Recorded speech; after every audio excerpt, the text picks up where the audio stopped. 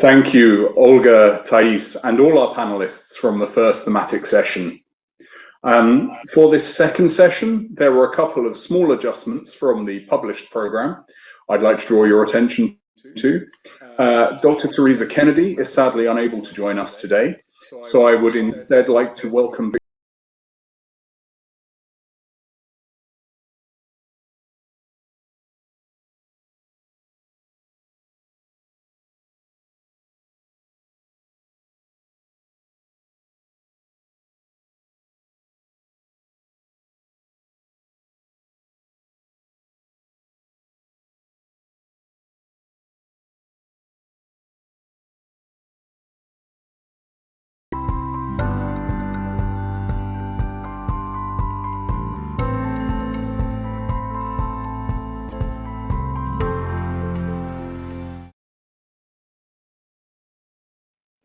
Thank you very much, Nick.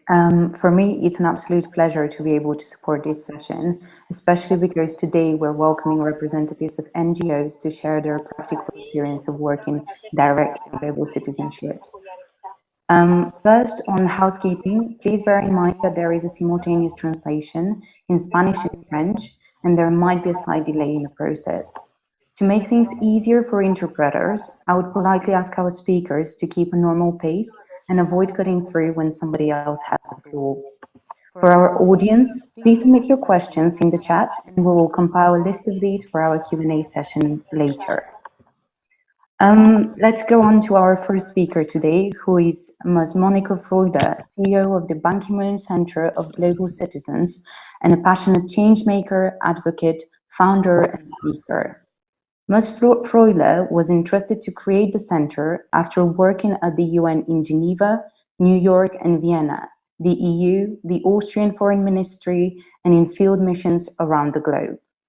Throughout her career, she supported hundreds of women, young people, and communities through her work in Africa and Latin America on banning of landmines, the improvement of hospital care in rural Central Asia and Africa, as well through supporting eco-friendly city planning initiatives in Asia. Unfortunately, she was unable to join us live today, and she sent in a video.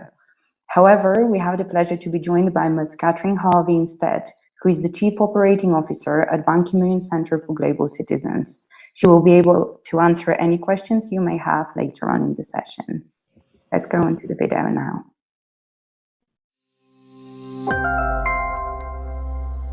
Excellencies, ladies and gentlemen, my name is Monika Froehler. I am the CEO of the Ban Ki-moon Center for Global Citizens, and it's a privilege for me to address you today at the 12th International Forum of NGOs in close partnership with UNESCO. Ladies and gentlemen, we are here today to talk about global citizenship education, and it is at the core of our mandate at the Ban Ki-moon Center. We are caring for the legacy of Ban Ki-moon himself, the former Secretary General of the United Nations. We do that by drawing heavily on two framework agreements, one of them being the Sustainable Development Goals and the other one being the Paris Climate Agreement. Key to both of them is that a notion of global citizenship is carrying the implementation efforts that we have to make happen, to put the planet, the people, on a path towards prosperity and health. That means that the Ban Ki-moon Center is working particularly with high-level governmental representatives on policies that are supporting the SDGs and the Paris Climate Agreement, but that also means that the Ban Ki-moon Center, 40% of the work of our office is targeted at directly young leaders who are change makers in their own right and who are at a level in their career or development that still probably needs a bit of an inspiration or a bit of an additional experience to be exposed to actually climb the ladders to leadership in the broader sense of the word. Now, ladies and gentlemen, that means that, of course, in the policy side of things, we believe that global citizenship education and education for sustainable development needs to become more prominent. This is the reason that the Ban Ki-moon Center has joined Mission 4.7. Mission 4.7 is targeted at SDG 4, quality education, target number 7, global citizenship education.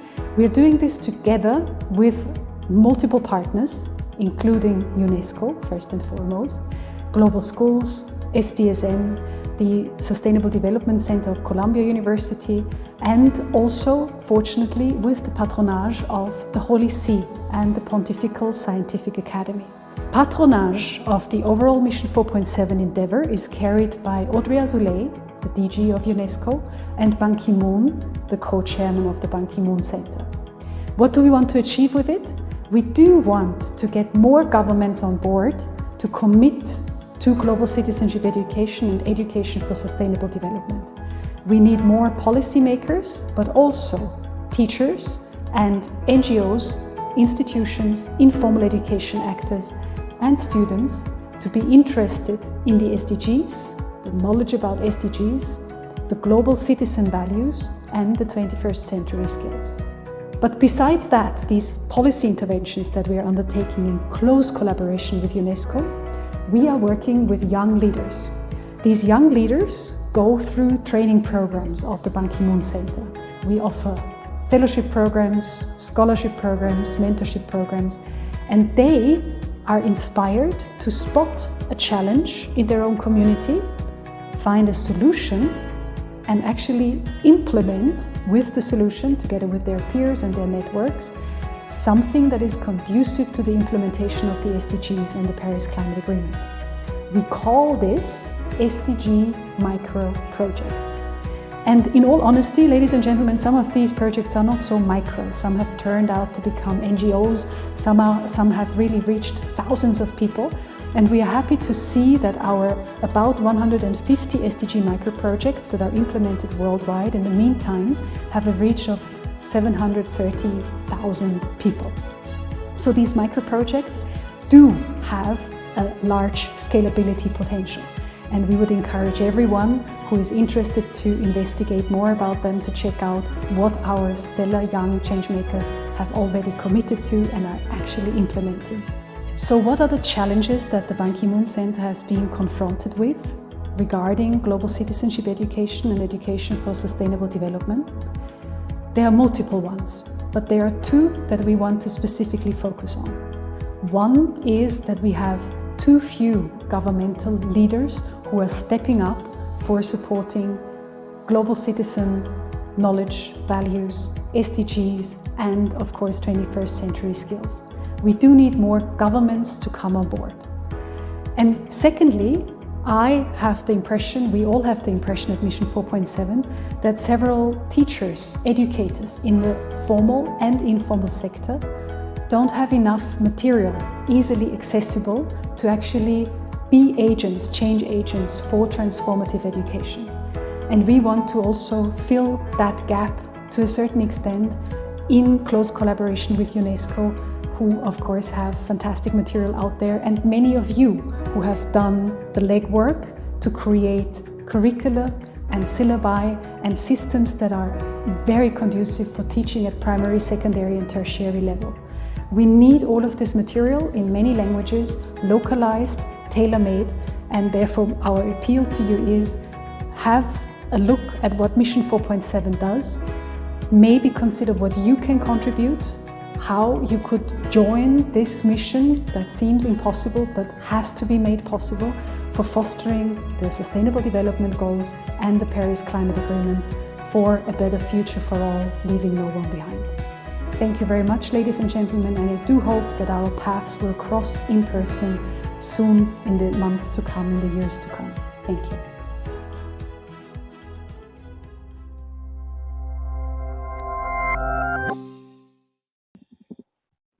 A big thank you to Ms. Froehler and the Ban Ki-moon Center for their contribution to our session today. Y ahora, nuestra segunda oradora es Marcela Brown. And now, our next speaker is Marcelo Brown, who is from the Argentinian Campaign for the Rights to Education.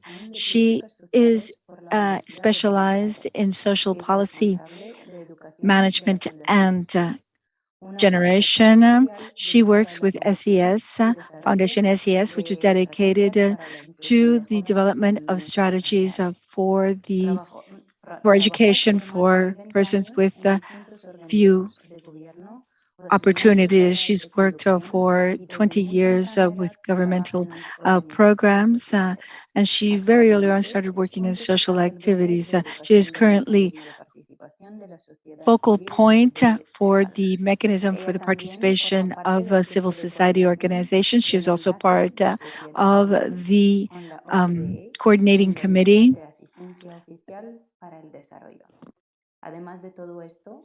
In addition to that, she has designed and coordinated in the training of persons working throughout the country and has published many articles. Mrs. Brown, the floor is yours. Creo que ya lo hemos conseguido. I think we've managed to get the sound to improve. Thank you. No sé si me están viendo, yo creo que sí. Can you see me? I can see myself. Invitación. Thank you for this invitation. I'd like to thank the organizers of the event. There is interference on the channel, says the interpreter. It's very difficult because of the interference to work. So once again, thank you. I'd like to share my screen, but I don't think I will be able to do that. Don't worry, this is not a problem.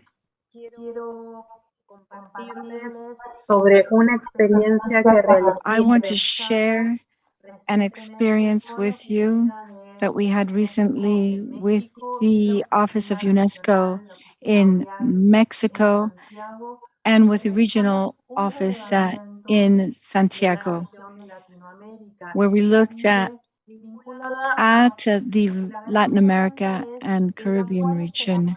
We looked at what has civil society contributed to the global agenda, to Agenda 2030, to the 4.7 goal. I'm not going to be talking about this goal because it's already been mentioned. I think most of you are aware of this. The objective is to give value to and recognize the valuable contributions made by CSOs. We have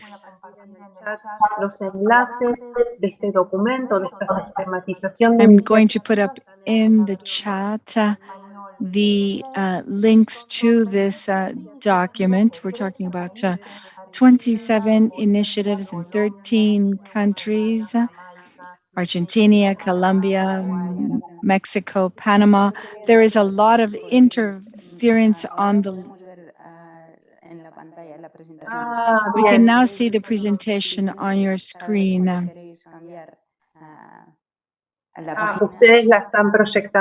So you're projecting the... yes. So just tell us when you need to change slides. Very well.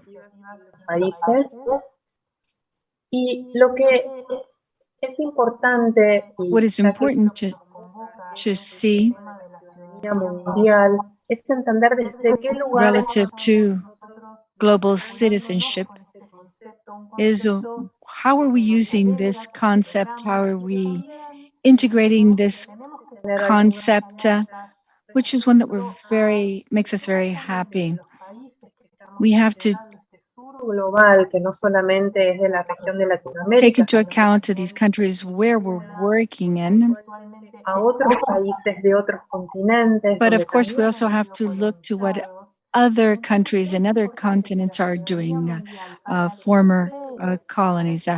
In order for our global community to move forward, we need to recognize the multiplicity of diversity.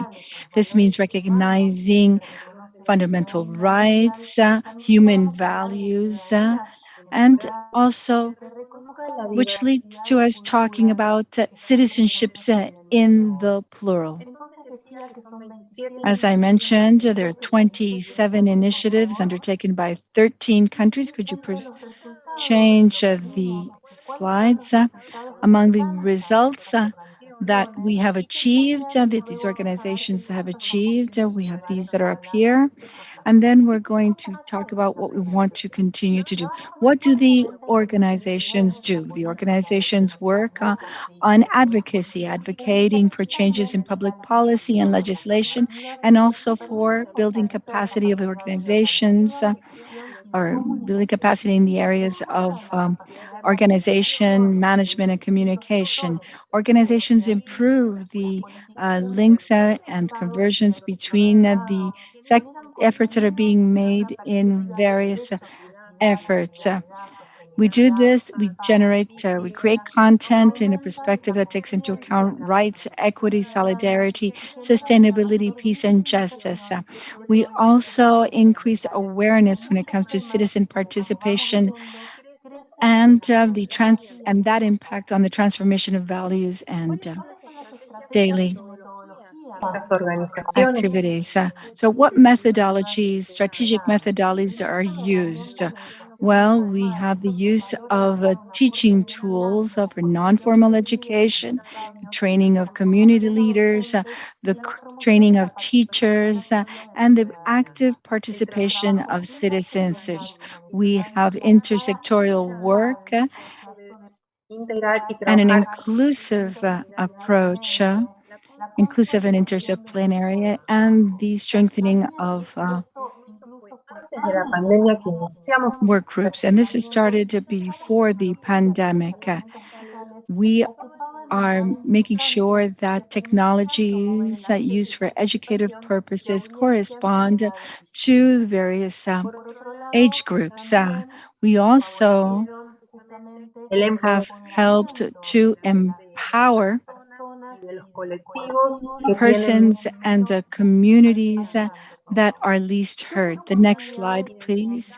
So what opportunities have we identified? Frequently in other panels mentioned these are opportunities. We've seen that there is greater awareness on the parts of citizens, greater awareness with respect to changes in practices, in consumption, in lifestyles. We need to identify synergies and between different ways of thinking and social activism. We want to be able to have new policies so that we can deal with crises and protect various actors in societies. We want to construct a policy that corresponds to changes, to a new social compact, so that policymakers and decision makers will commit to making progress with what is needed. We want to make sure that children and adolescents are seen as agents for change. It is young people who are leading us forward. Civil society, organized civil society, sees education as a strong tool for change. The experience that we have in the region is yet another value. There's a lot of experience in the region. It is very important to see this as an opportunity for the creation of bridges between formal and informal education. The value in informal education should be recognized. We also talk about new technologies and virtual platforms and social networks that make for agile organizations that help us with our advocacy work that goes beyond our borders. Aceleraron como proceso al mismo tiempo, como decía hoy, al inicio, las autoridades. We should use this to help us move forward to promote sustainable development. There is a lot of interference on the channel. Importantes en normativas, y esto va favoreciendo, no es todo, no es la garantía de todo, pero sí que promueve cambio. There is a lot of interference, unfortunately. trae algunas recomendaciones. No sé The si document also includes recommendations. I don't know if I have enough time to talk to you about these recommendations. These are the recommendations that the civil society organizations have presented to politicians and decision makers. Recommendations that are aimed at recognizing the 2030 agenda. en la pantalla 9. We should be now on slide number 9. Para quien me está ayudando. Bien, veo que estamos bien. A little patience I beg the indulgence of the person who's helping me with this presentation. Aprendizaje. ¿Esto qué quiere decir? Generar un marco teórico común, una conceptualización en la que nos sintamos confortables. A theoretical framework Contexto de cada to país. recognize the culture of each context, each country, each regions, to identify and to spread common practices.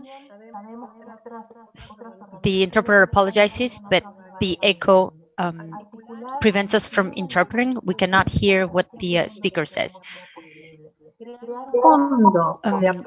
To establish a fund for the sake of support. We know that investment is important for the sake of escalating these initiatives and the articulation of it, and to strengthen the organizations and the weakest and the weakest issues in the educational agendas, to map out the organizations led by women or being supported by women, to provide technical and financial support to relevant practices, to provide support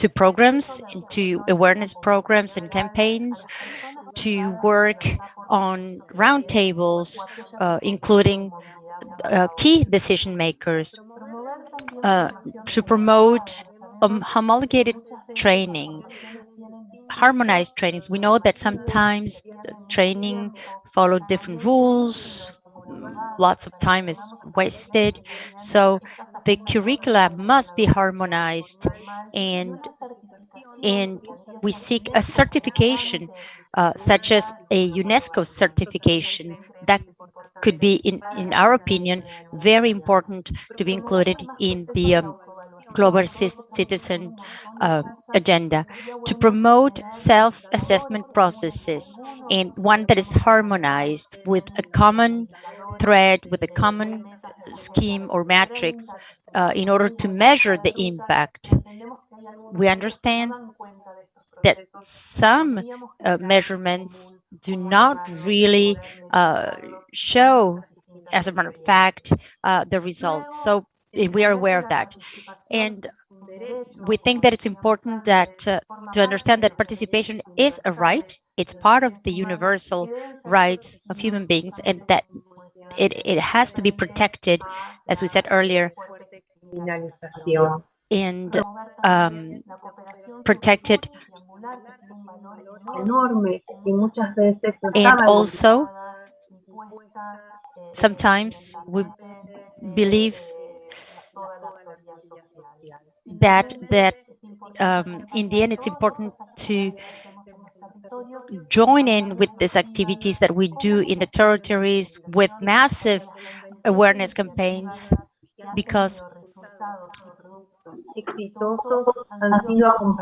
the best initiatives with successful results have been accompanied by these forces. Thank you very much, and we're available if you have any questions. Thank you. I just wanted to remind the speakers that we don't have a lot of time, so please refrain from, try to stick to your 10-minute slot. Next. So we're going to give the floor to the next speaker, Valentin Houenou. He's a teacher in chemistry. He's currently the director of the African Institute in Côte d'Ivoire. He's a member of the Council, the Catholic authority, is a dean as well, honorary dean of a number of institutions, president of the Community of Practices in Health for Central and Eastern Africa. You have the floor, sir. Je vous remercie, madame. I thank you very much. Vous m'entendez? Can you hear me? Yes, we can hear you. Thank you very much. Can you also see my slides? I just sent them. Yes, we do have your slides. Just give me a second while we upload those. Oui, Monsieur Houenou, si vous pouvez nous dire chaque fois. Yes, Mr. Houenou, please let us know each time you want us to move your slides. You just tell us to move the slides. Okay. I beg your pardon. No, I'm so sorry. Can you see my screen? Yes, we can see your slides. We used the slide deck that you sent us. Okay, because I slightly changed my slides. First, I'd like to pay tribute to the distinguished participants and I would like to thank the moderator. Ladies and gentlemen, the issue of a green economy is something quite recent.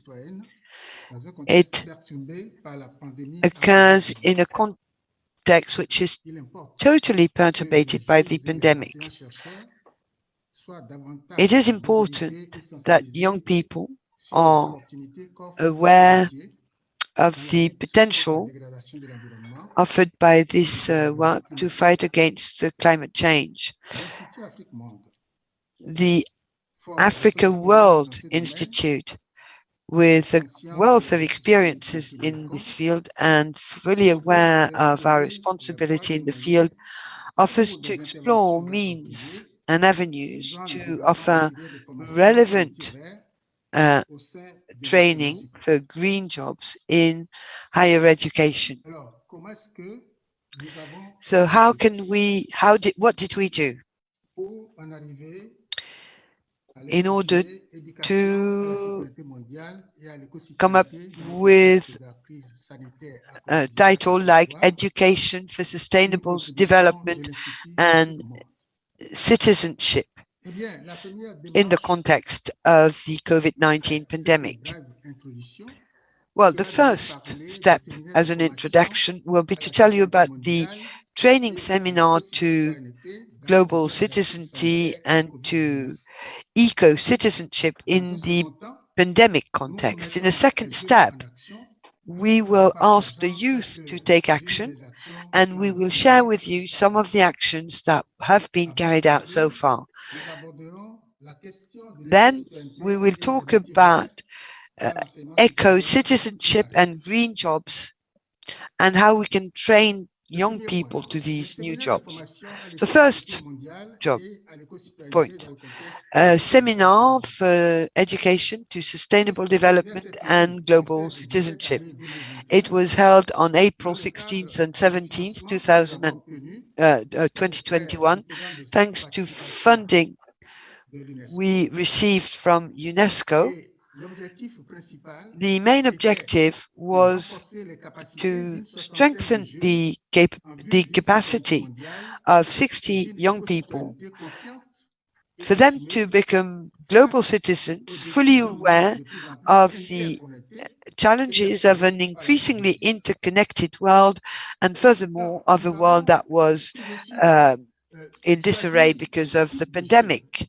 So first we selected the young people that we wanted to train. So we selected doctorate students and master's students in higher education, even though we also had other students with lower academic credentials that were involved.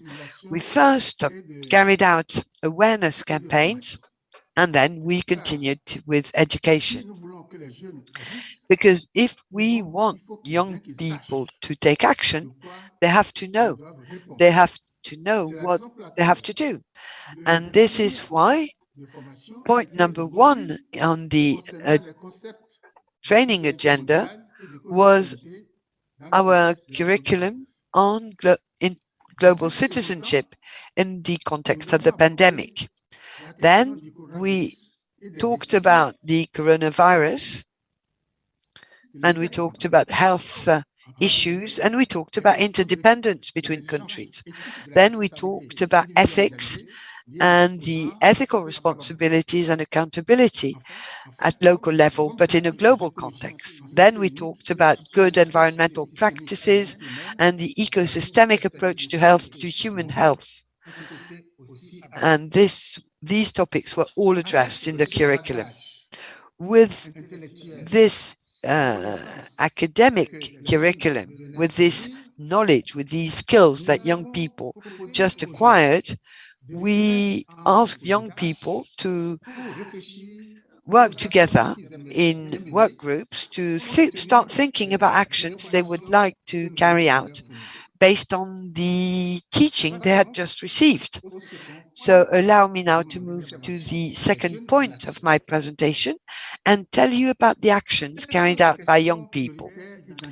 What are the top priority topics selected by young people? I will just mention 4 here.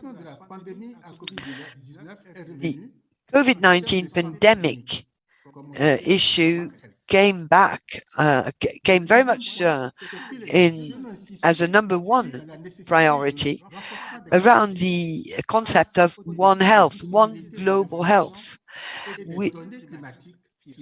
We also talked about the lack of, or availability of information, and then they suggested with a work group should work on climate change, and they said that promoting green jobs in fighting against unemployment and for the protection of the environment should be a top priority for our governments.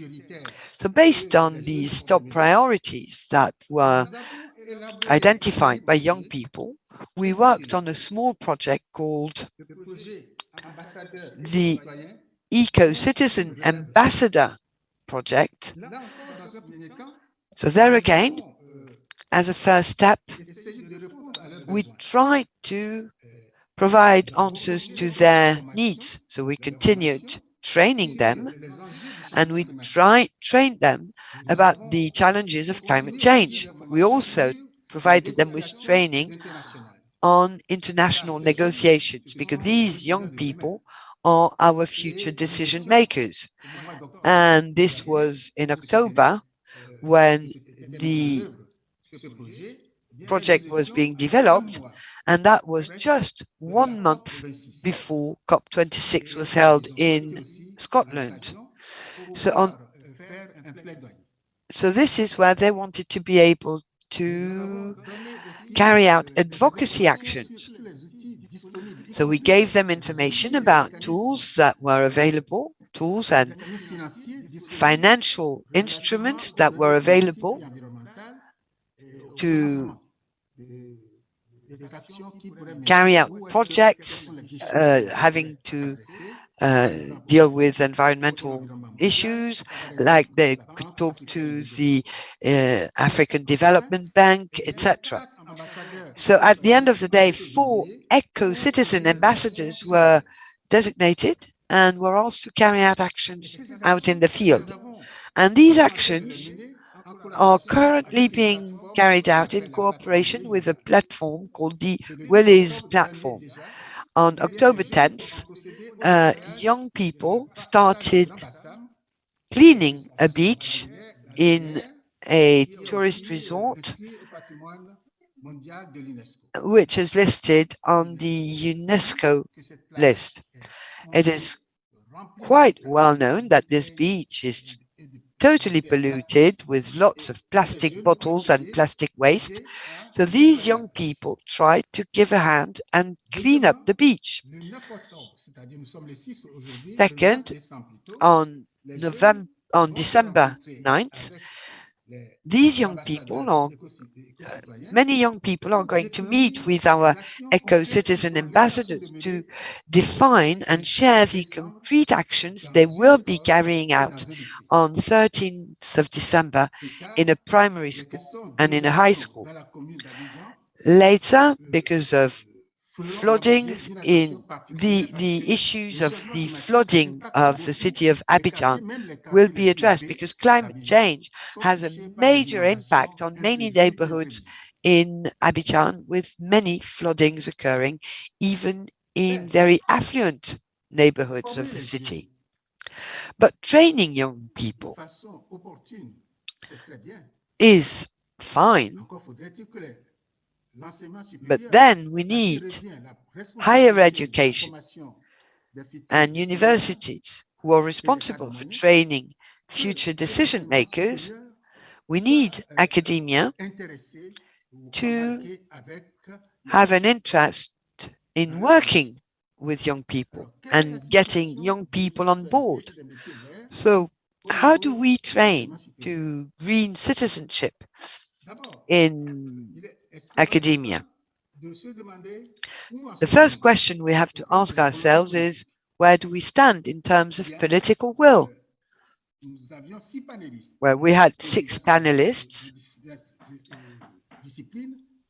coming from various disciplines, including 1 representative of the private sector, CEO of a company, and together we looked at the legal and institutional situation, and we realized that there is a framework available that needs to be improved, but it exists. And currently, there is a project to develop a strategic framework for green jobs that will be adopted by the cabinet probably later this month. We also realized that international institutions, such as the ILO, decided to mobilize academia and decision makers, plus all other stakeholders, to address these issues. So what happened? Well, last week, from Monday to Saturday, the International Bureau brought together various expertise in Grand Bassin in order to start thinking as to how academia could contribute to the development of future green jobs. Now, when you look at existing scientists and researchers, what's the situation? So we had debates and we realized that there are trainings available in Côte d'Ivoire, and they're not called green jobs, but they're very similar to what we call green jobs. So they are fighting for the environment without even realizing it. Then participants told us about the existence of clusters of excellence for green jobs and waste management with the National Institute, with the National Polytechnic Institute in Yamoussoukro.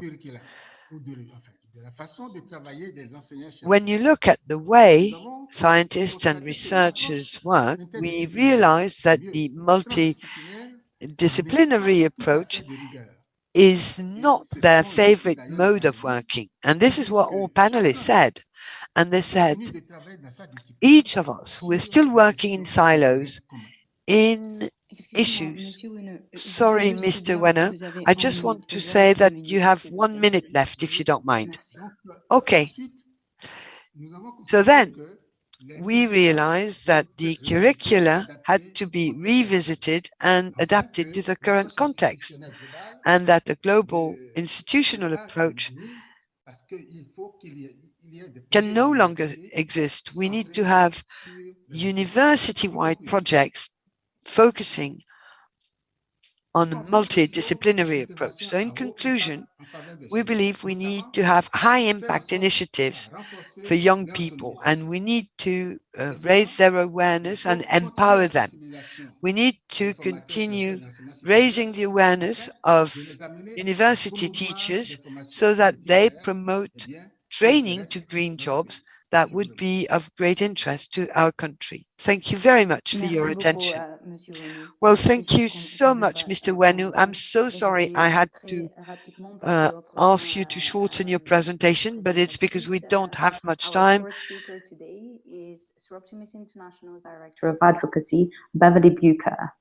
She has worked 40 years as an educator and is a literacy specialist who has taught at the elementary, high school, and college levels. In addition to teaching, she has worked in curriculum design, bilingual programs, school administration, and has developed training and mentoring programs for new teachers. At Soroptimist, since 1993, Ms. Bucur has served at many levels of the organization, and in her current role as Soroptimist International Director of Advocacy, she works with SIs, UN representatives, the Advocacy Committee, and the board to ensure that Soroptimist International is a global voice for women. Thank you and welcome, Ms. Bucur. You have the floor. Thank you.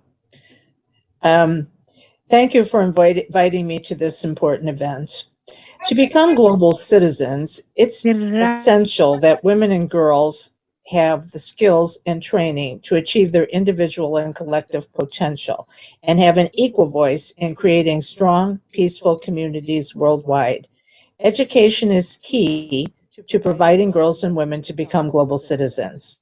Soroptimists work globally in 3,000 communities around the world, focusing on SDG 4 and 5 to transform the lives and status of women and girls through education, empowerment, and enabling opportunities. Today, I will highlight two examples from the Road to Equality, the 2020-2021 International President's Appeal, that provide opportunities for girls to obtain the skills they need to become leaders in their communities. The Road to Equality focuses on issues and solutions that prevent girls and women from reaching their potential. These include harmful traditional practices such as early and child marriage, female genital cutting, trafficking, and domestic violence. In addition to promoting education and leadership training for girls in their communities, these projects have additional community benefits. They bring awareness of the harmful traditional practices and provide solutions for the practices. They show the benefits of educating girls and increase parental support for educating their daughters. They result in fewer girls dropping out of school, less teen pregnancy, child marriage, and instances of trafficking. The first project I would like to highlight is the Logarith Leadership Academy and Mentoring Camp, which is a partnership between Soroptimist International and the Willing Hearts Foundation of Canada. Each year, up to 150 girls from around Kenya are selected to attend the academy for an 8-day program.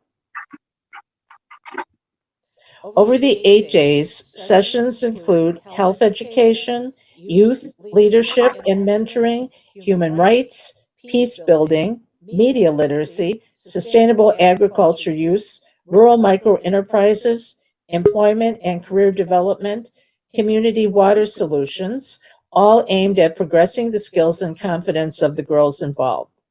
When girls return to their communities, they demonstrate their leadership skills by designing and executing a community project. The projects are judged and a winner is chosen who comes back to camp the following year to collect her prize. Girls who attend the program express confidence and a renewed interest in continuing their education. The community projects designed by the girls brought a new respect to contributions of women and girls, which is necessary for us all to be part of this global community. The second project I will highlight is Beyond Football. In rural India, even if a village girl enrolls in school as a child, around 63.5% of them leave school during adolescence. Almost 27% of girls are married before the age of 18, and 70% of girls suffer abuse in some form across the nation. Scholars and policymakers agree that a lack of female agency is a key hurdle in women's education and subsequent empowerment in India. This is especially true for Indigenous girls who are deprived of access to education, nutrition, health, and livelihood opportunities. Due to their social status, girls from Indigenous communities often fall prey to early and child marriage, abuse, and trafficking. They need additional support to engage and enrich their various skills to succeed in life, and mentors to help guide their educational progress and help them to recognize their true potential to pursue a life promising self-respect and dignity. Beyond Football is a partnership with Srija India and Soroptimist International. The Beyond Football program empowers girls from less privileged Indigenous rural populations through sports-based out-of-school program. The program focuses on athletics, using discipline of sports and teamwork, academics. Girls participated in literacy workshops and also computer classes to enhance their computer skill and leadership sessions. The goal is to use sports as a tool for social empowerment. This program increases girls' self-awareness, it fosters leadership, imparts life skills, and makes girls self-reliant, and improves physical and mental health, stops school dropouts, prevents child marriage, trafficking, and abuse. Girls who participated in the program feel motivated and positive towards school and less likely to drop out. And the big plus was parents see the value of educating girls. After the program, girls receive assistance in pursuing education, employment, or career opportunities, even those in sports when the sports teams come calling. It's important that we work together to amplify the voices of girls, of women, and marginalized to create a meaningful change that will bring about peaceful and sustainable communities. Thank you.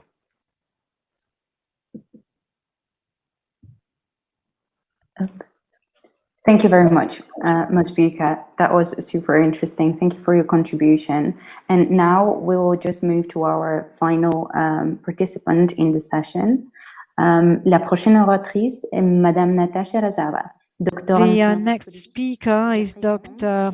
Natasha Razava. She's the president of the political science section at the Catholic University of Madagascar. She published a number of papers on a number of topics in her country, Madagascar, but also the world over.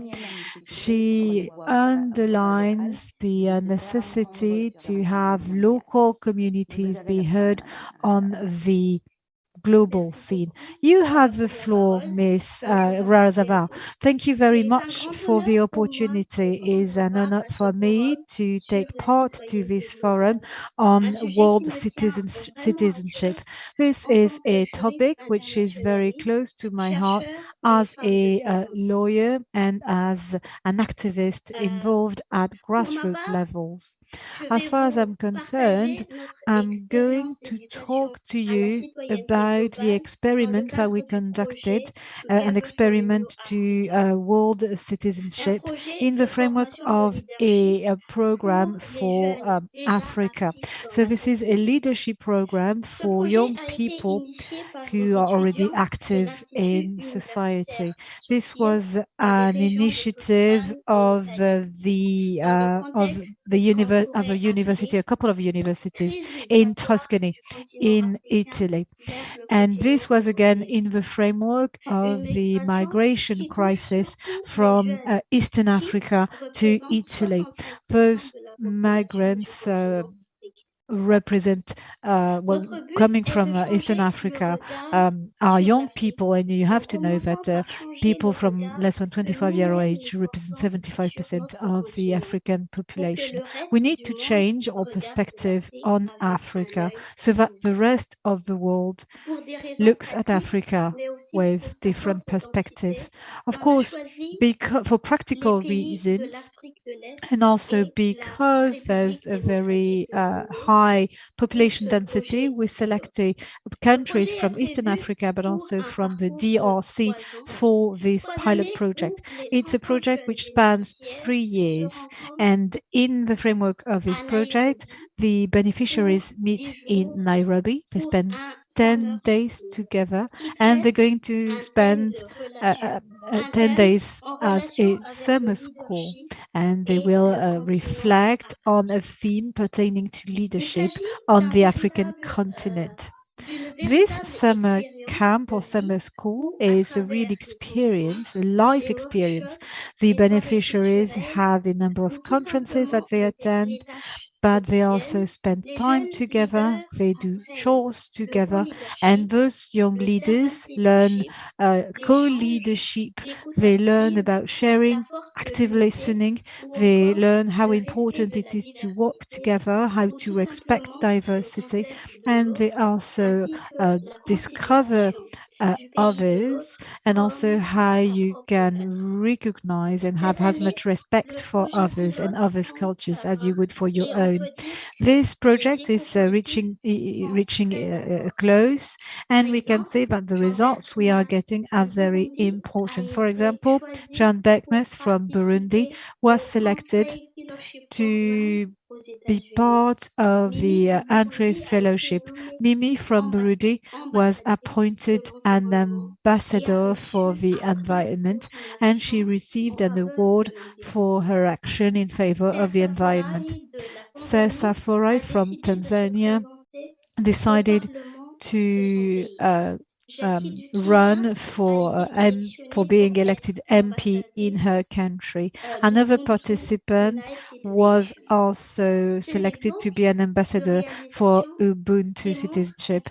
So all those results demonstrate that this program was a very fruitful program for the beneficiaries.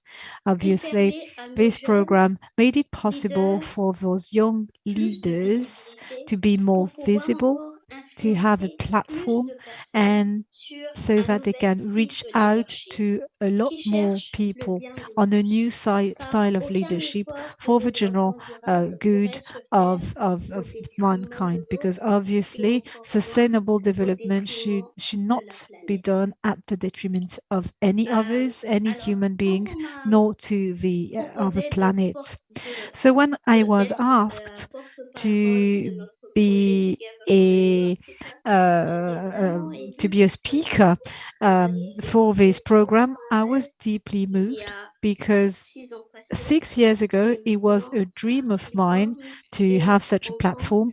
Now, this program, which started as a dream, is now a concrete program, and the objective would be to roll out this program, especially in Southern Africa, Madagascar, also Botswana, and of course it will depend on the countries which will be selected to be part of a program.